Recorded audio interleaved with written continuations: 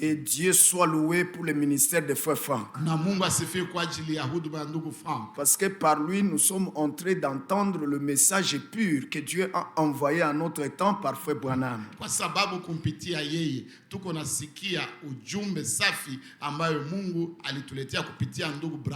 Et il faut que vraiment Dieu garde ce frère en vie sur cette terre. Il est au fait un mandaté de Dieu pour la préparation de l'église épouse. Dieu lui accorda ce message de préparation par grâce et l'envoyant dans le monde entier, de ville en ville, jusqu'aux extrémités de la terre, avec ce message-là. Comme Frère Franck, comme Frère Branham, le lui avait dit le 11 juin 1958. Moja mwezi wa sita mwaka wa 1900, il lui avait dit que Frère Franck, tu iras avec ce message en Allemagne et que tu porteras ce message jusqu'aux extrémités de la terre. Et vous êtes sans oublier la vision que l'Éternel avait accordée à Frère Franck à Zurich, lorsqu'il lui avait montré un aigle allemand. Un aigle, taille wa Kijerumani. Un aigle allemand, n'est-ce pas, qui survolait l'Afrique. Il était en connexion avec l'Afrique et il portait le message jusqu'aux extrémités de la terre. Cet aigle allemand n'est autre chose que notre bien-aimé Ewald Franck. Parce qu'il n'y a que lui qui soit le seul Allemand porteur du message de l'heure jusqu'aux extrémités de la terre. Il n'y en a pas deux. Il n'y en a pas deux. Que le diable ne donne aucun un autre raisonnement. Parce que les faits parlent d'eux-mêmes. Parce que le fait parle d'eux-mêmes.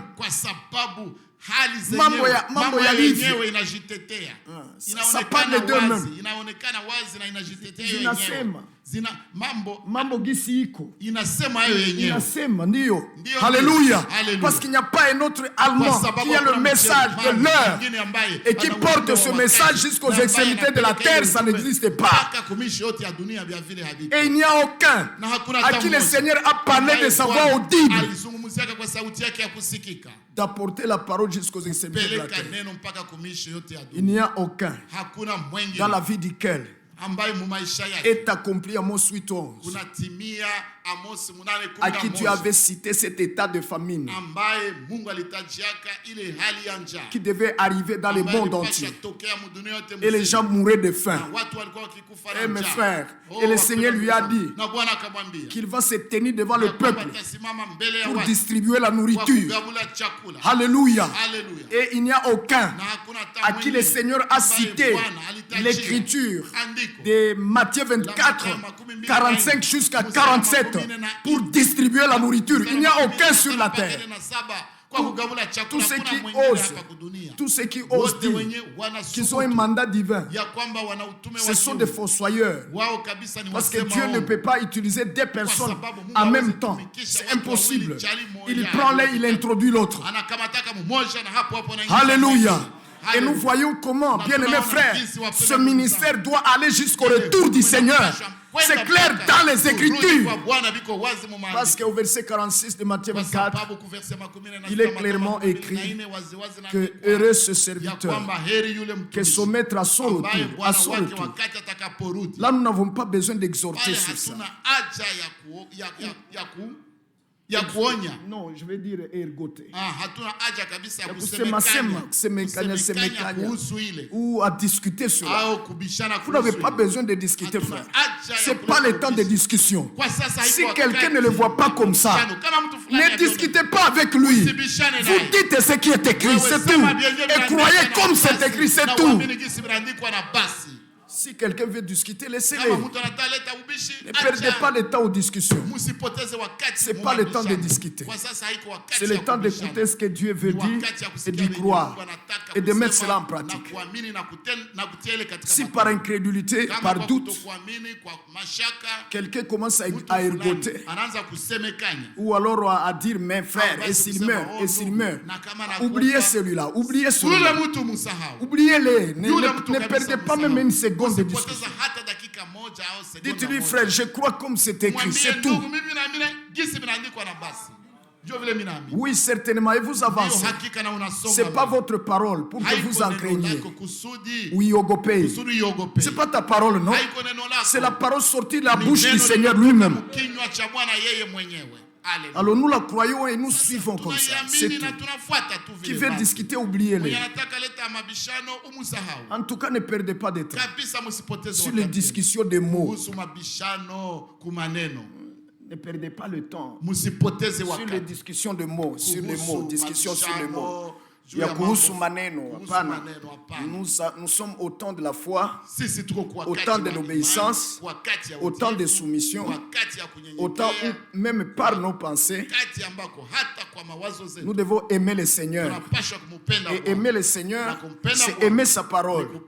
Et donc nous ne permettrons pas qu'une autre pensée, contraire à la parole, puisse nous envahir. Non, nous la rejetterons seulement. Nous y résisterons. Et prendre ce qui est écrit et soumettre nos pensées aux pensées de Dieu. Parce que nos pensées ne sont pas ses pensées. Ainsi nous devons abandonner nos pensées au profit de ses pensées à lui, parce que ses pensées sont la vie pour nous et ce sont de bonnes pensées pour nous. Amen. Excusez, c'est une chose que vous connaissez, mais nous devons toujours y revenir et rappeler cela, parce que c'est notre aujourd'hui. Saviez-vous que c'est notre aujourd'hui? C'est notre aujourd'hui. Il y a un homme sur terre qui est un aigle allemand, qui est en connexion avec l'Afrique.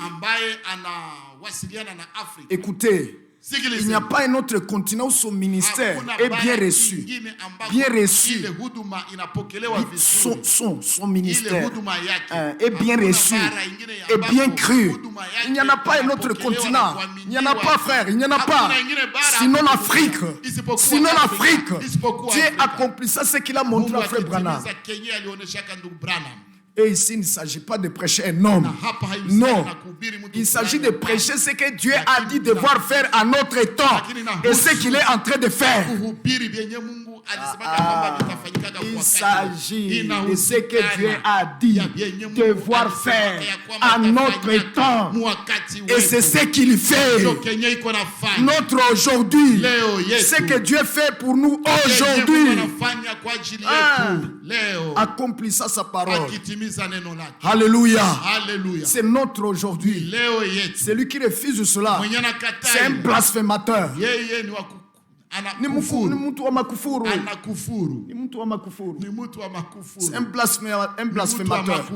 Parce que il dit que Dieu est menteur.